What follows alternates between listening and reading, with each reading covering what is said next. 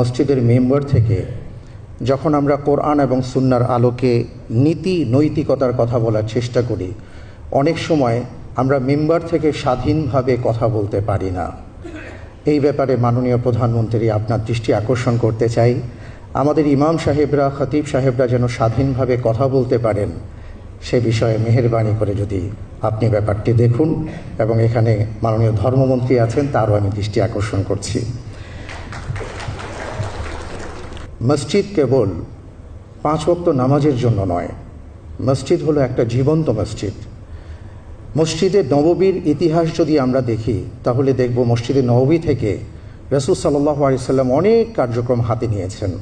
আমি মনে করি বাংলাদেশে যে 2.5 লক্ষ মসজিদ আছে, এখানে যে প্রায় 7-8 লক্ষ মানুষ সম্পৃক্ত আছেন মসজিদের সাথে, আমরা যদি মসজিদের খিদমতের পাশাপাশি আরও সমাজে উন্নয়নমূলক কর্মকাণ্ডে সম্পৃক্ত হতে পারি, বা আমাদেরকে যদি করা হয়, 4 লক্ষ মসজিদ আছে, জাযাকাল্লাহ খায়ের, উনি বলেছেন যে 4 লক্ষ মসজিদের সাথে তাহলে ন্যূনতম 3-4-12 লক্ষ মানুষ সম্পৃক্ত আছেন।